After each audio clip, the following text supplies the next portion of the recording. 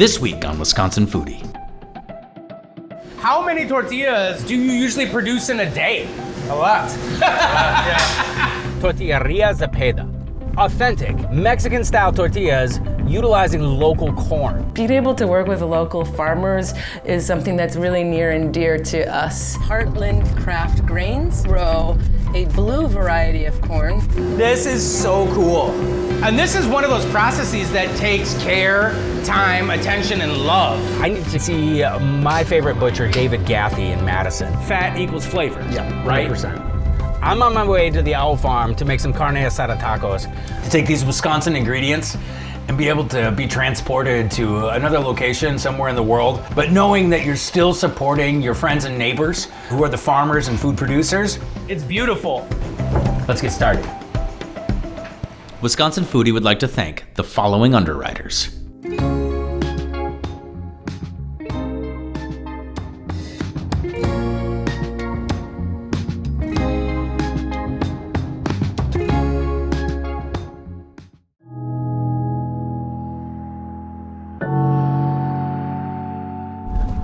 I'm on the road today to beautiful Lone Rock, Wisconsin, to meet with the owners of Tortilleria Zepeda. Julian and Heidi create authentic Mexican-style tortillas utilizing local corn. I am so excited to meet up with them and walk through this process. My name is Heidi Zepeda, and I am co-owner of Tortilleria Zepeda.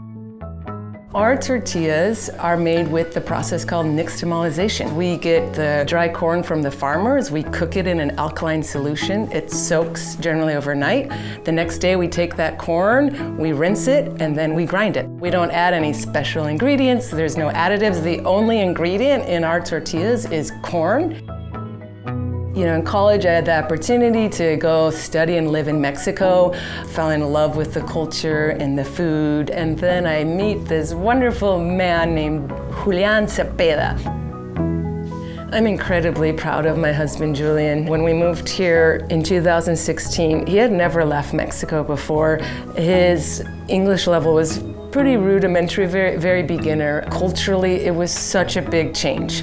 He'd driven a car 3 times, and it was all these learning curves. You gotta learn to drive, you gotta speak, decent English, you gotta adjust to this culture, and just with some of the immigration barriers, he went through a lot just to be here.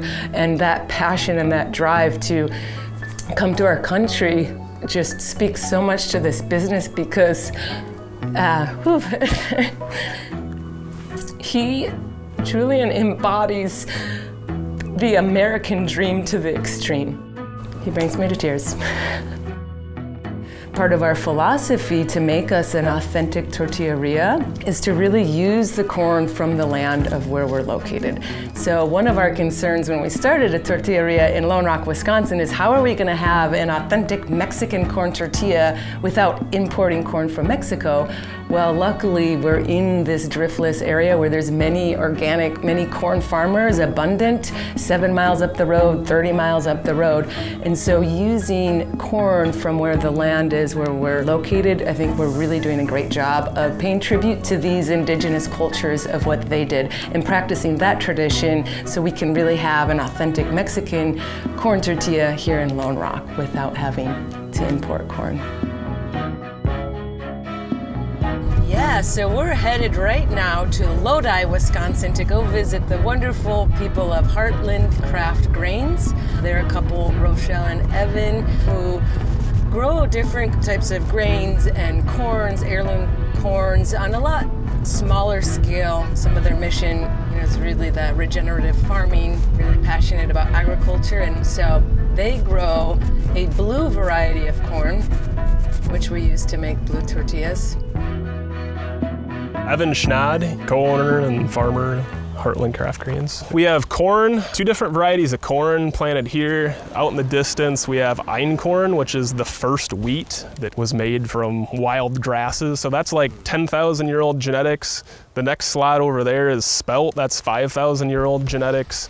We've got modern rye, we've got modern wheat. So we kind of span the gamut of modern, old, different corn varieties, trying to find, again, just what's the right answer, what's the most flavorful and nutritious that our customers are gonna love. Tortilleria Zepeda was going a few years before us, and we knew about them, and yeah, it just kind of converged where we were growing some of these unique varieties, and it kind of goes back to the point of not many people are growing these, so by us as farmers willing to not just go the common path, like branch out and grow these unique varieties that require a little bit different management, and you've got to create your own market and form those relationships. Hey, Evan. Hey, Heidi, how's it going? Good. There's not that elevator that's just taken our blue corn to drop off any time, so you've got to have that end user if you're going to go this route to really make it worthwhile, and then to have that feedback, you know, it's kind of a upward spiral of, here, this is cool, we can grow that, do you like it, yes, no, and then keep fueling on that dynamic. We can do our thing and enable them to do their thing even better and grow more authentic varieties for what they're trying to do. Being able to work with local farmers is something that's really near and dear to us. For us to be able to give back and purchase from our neighbors in the local farms to keep them going is one of my favorite things about this business.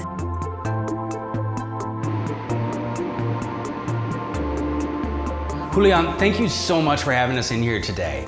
Will you walk me through the steps to making these amazing tortillas? Well, this corn has been already nixtamalized. It's been soaked 24 hours. So that means it's already absorbed everything that it's supposed to. You have all the calcium and the different chemical reaction happening. And you can see how even the size of the kernel is almost double than it used to be.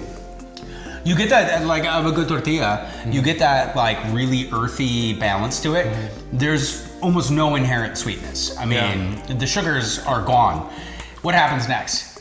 Walk me through the magic. Yeah, when the corn is ready, and then we know then the skin is peeling and everything looks okay, so we can grind it. So before that, we're gonna rinse it, but really little. We don't want to remove everything we gain with the nixtamalization. Just rinse it. Remove some of the excess of the water. And now we're gonna bring it here to the grinder. This is a traditional Mexican grinder special for Masa. Yeah, there's two volcanic stones, and one of the stones rotates, and then it's gonna start pulverizing the corn, and then from the ends of the stone, you're gonna see the masa flying away. Sure. So this is still, even though this is slightly more automated, this is still a very, very tactile process. You have to touch it, you have to be involved with it, you have to sharpen it. Okay, wow. Yeah, I think it's kind of what Mexican cuisine is. You know, it's a lot of, there's no recipes. It's all how I feel, and then you taste it and add a little salt and a little peppers, but you don't have a perfect recipe. It's so hard to get a recipe from your grandma, for example. They never will tell you exactly how to do it. Exactly. Okay, now that we have the corn here and everything is ready, we have the grinder set up. Just gonna add a little water. Okay. And I'm gonna turn it on, it's gonna be loud. Okay.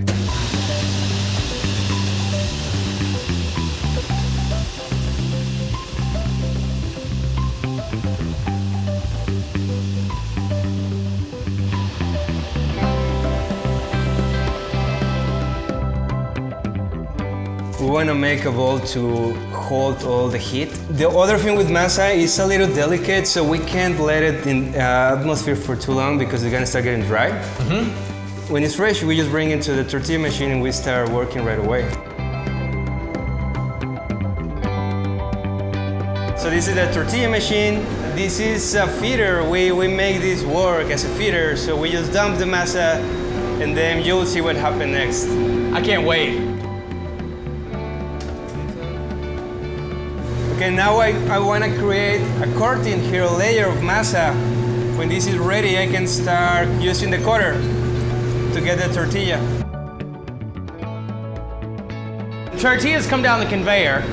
They do almost a full revolution on this top griddle or comal, and then they get kind of pushed off the side to a second layer, where it flips and it gets the other side to set all of those starches and proteins, and the entire process becomes much, much clearer. Yeah. Yeah, what this does is to simulate a handmade tortilla, which you would have flipped 3 times. Oh my gosh. This is so cool. Wow, I can't believe how much the smell and like the sensory of the tortilla has changed since we went through the corn and like grinding it. And to this, it's beautiful. That is so good. That is so good. How many tortillas do you usually produce in a day? Wow, a lot. Yeah, over like 5,000, I think. Over 5,000? Sometimes, yeah. The thing that surprises me is that tortillas are often thought of as like this small kind of bread-like component, but not much thought goes into how they get from the corn to right here. And this is one of those processes that takes care, time, attention, and love. Yeah. It's kind of intentionally inefficient. You have to have people who care about it so much that they're willing to work through the entire process and the mechanisms therein to make something that's so impactful that when it goes on the table, people notice it, and then it becomes part of the process. It's actually gorgeous. Yeah. We take really serious tortillas in Mexico. It's practically the most important calorie intake, and we eat like with each meal, breakfast, lunch, dinner, we always eat in tortillas, so we need to have good quality tortilla. I love it. And you're bringing it to Wisconsin, and that is like my favorite part, man. Thank you. Thanks so much. Thank you so much. Of course, brother. Mi casa es tu casa. Gracias, amigo. También.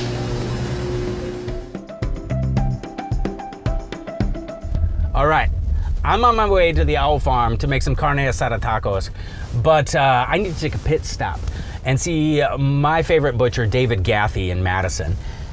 I'm hoping that David can talk me through the differences between using flank steak and skirt steak for these tacos, and I can walk away with a better understanding of how to make these sing to live up to the tortillas.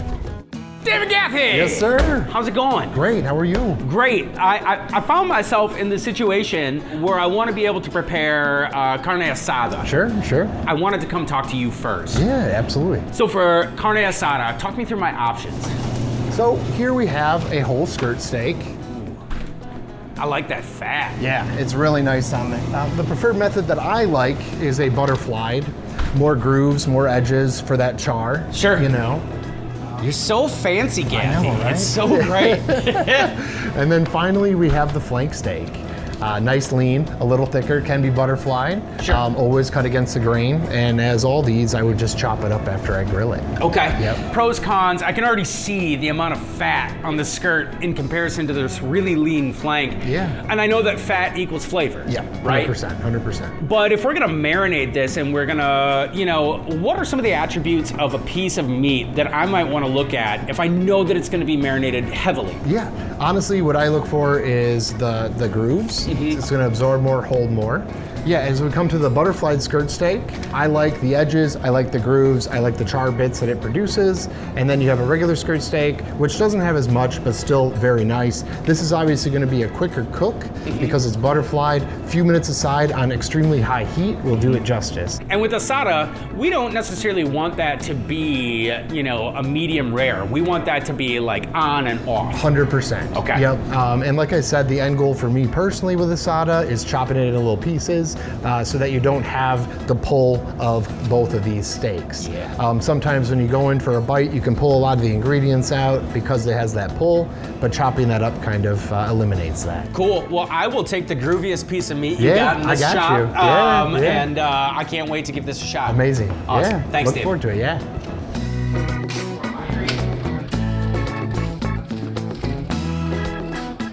My friend. Hey, thank you so much, David. Yes, sir. I appreciate you in this place immensely. Appreciate that. Thank you so much. Have a good Luke. day, man. Take care, my friend.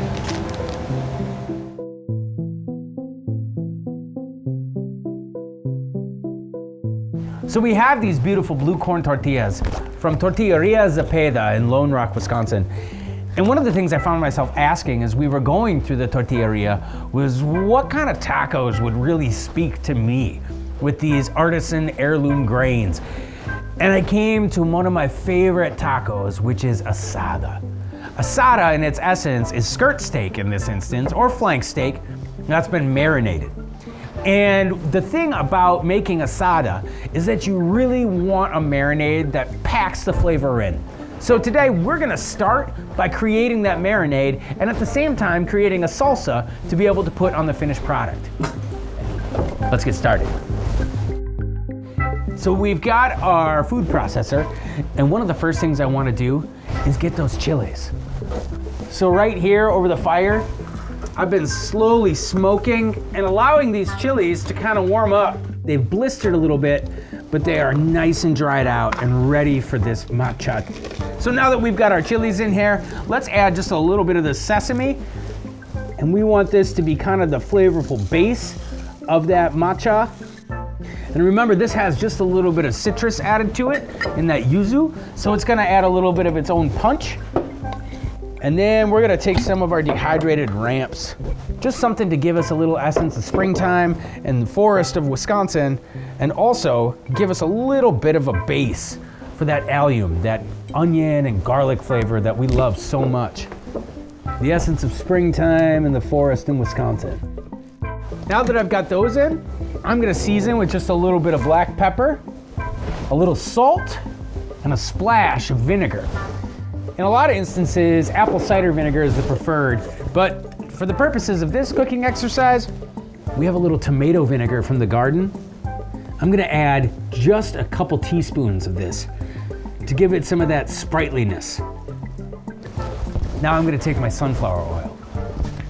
Nut oil, seed oils, hazelnuts, these are all specialty crops from Wisconsin. And I just wanna make sure that we get representation in every single layer of this dish. Already, that smells so good. So one of the last things I'm gonna do is I'm gonna add a little bit of lime juice. So what I'm going to do is I'm gonna have my lime here and give it a squeeze right into the processor. Oh yeah, raining down that beautiful lime flavor. I'm gonna give it one more pulse and add just a little bit more of that sunflower oil. One of the things with asada is we really want to ensure that these flavors get the chance to know each other. So my recommendation is being able to take this asada, to marinate it and let it sit, whether it's for an hour, whether it's a night, or maybe in the circumstance of a big party, you might want this to marinate for a couple days to take up all that delicious flavor. And so now that I've got all these flavors on the outside of this marinade, I'm gonna actually add and accent that marinade by adding the juice of one more lime. There's something about limes over beef with wood smoke coming up from the back of the grill. It just gets me going. Accent with a little bit of salt, and now black pepper. Now that I got my gloves ready, I'm gonna take and just rub on all this marinade, get all that flavor packed in there. And you can see this skirt steak, one of the reasons we love this is it's so permeated with fat. That fat equals flavor. And it's also gonna lend itself to grilling up nice and quick, which is awesome. This is not the type of steak that you are gonna wanna serve raw or medium rare or even medium. You want this to be cooked almost all the way through. What I wanna do next is make sure that my grill is nice and hot and make sure that this beef gets a good cooking. We're gonna take this beautiful skirt steak. Man, look at that. One of the other things about making asada that's really awesome too is the fact that skirt steak is usually not that expensive. So you can really affordably feed a family with this beautiful cut of meat and really let those flavors shine. While we're waiting for our beef to finish up and we want that to be cooked all the way through, it's time to introduce the star of the show again, our tortillas. These are the blue corn tortillas from Tortilleria Zepeda. That delicious masa. You get a little bit of that lime, all that goodness, and it smells so comforting, so delicious. These tortillas can stand up to a lot. So what I'm going to do is pull them apart here, and I'm gonna gently kiss them over the heat. And what that'll do is it'll soften the tortillas and make it more pliable, but then also bring out that big corn flavor that we really want. Oh yeah, now that these tortillas are soft and pliable, they've been steamed, a little bit of that water that's inside them. It's ready to be wrapped up in a clean towel. And we're gonna wait now and pull that beef off. Yum. Yeah. Look at this meaty boy. This is grilled all the way through. We've allowed that fat to melt down on the inside. It's rendered out. This is ready for some of those tortillas. Yeah. So when we go to actually cut the beef, we want to ensure that we cut against the grain. And the reason we do that is for a lot of these cuts, like the flank or the skirt, they're very, very tightly grained because they are on the side of the rib cage. We want to ensure that we break that grain up to give us a nice soft texture instead of something that's going to chew and snap back at us. Ooh. So now we're going to take this beautifully steamed tortilla, and I'm going to start with this salsa matcha. Come down with a nice schmear. Oh yeah, that's good. So this cheese actually is a Mexican style cheese. Fortunately for us, the master cheesemaker there has his roots in Wisconsin. Now that we've got our Mexican cheese on there, here goes our asada. And we're gonna get some of these pickled red onions. And last but not least, just a few sprigs of cilantro. The smell of this is, it's far-fetched, quite frankly. To take these Wisconsin ingredients and be able to be transported to another location somewhere in the world, but knowing that you're still supporting your friends and neighbors who are the farmers and food producers is over the top. You get the brightness of the corn and the tortilla. You get that simple, smooth elegance of the cheese. You get that beautiful smokiness and the marinade of the beef, the levity of the onions and the cilantro, all to create, in my opinion, an almost perfect bite. Tacos make me a happy boy. And I'm so glad that I found a way to incorporate the hard work of my friends and neighbors into my taco game that can be enjoyed any day and every day as far as I'm concerned. It doesn't just have to be Tuesdays anymore.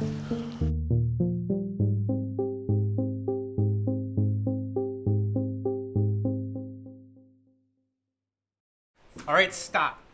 Collaborate and Listen. Ice is back with a brand new invention, something. Grabs a hold of me tightly, flows like a hawk, yo, daily and nightly. Will it ever stop? Yo, I don't know. Turn off the lights and I glow. To the extreme, I rock a mic like a vandal. Light up the stage, start to jump like a candle. Dance! Crush the speaker that boom. Filling your brain like a poisonous mushroom, deadly. When I play a dope melody, anything less than the best is a felony. Love it or leave it, you better gain weight. You better hit bullseye, the kid don't. If there was a problem, yo, I'll solve it. Check out the hook while my DJ revolves it. Wisconsin Foodie would like to thank the following underwriters. The dairy farmers of Wisconsin are proud to underwrite Wisconsin Foodie and remind you that in Wisconsin, we dream in cheese. Just look for our badge. It's on everything we make. Did you know Organic Valley protects over 400,000 acres of organic farmland? So are we an organic food cooperative that protects land? Or land conservationists who make delicious food? Yes, we are. Organic Valley. Employee-owned New Glarus Brewing Company has been brewing and bottling beer for their friends only in Wisconsin since 1993. Just a short drive from Madison, come visit Swissconsin and see where your beer's made. Wisconsin's great outdoors has something for everyone. Come for the adventure, stay for the memories. Go wild in Wisconsin. To build your adventure, visit dnr.wi.gov. 20-minute commutes, weekends on the lake, warm welcomes, and exciting career opportunities. Not to mention all the great food. There's a lot to look forward to in Wisconsin. Learn more at inwisconsin.com. With additional support coming from The Conscious Carnivore, from local animal sourcing to on-site, high-quality butchering and packaging, The Conscious Carnivore can ensure organically raised, grass-fed, and healthy meats through its small group of local farmers. The Conscious Carnivore. Know your farmer, love your butcher. Additional support from the following underwriters. Also with the support of Friends of PBS Wisconsin. Are you hungry for more? Then go to our YouTube channel and subscribe. and be in the loop every time we release new content, behind the scenes footage, and new episodes that you can preview before anyone else. Check us out.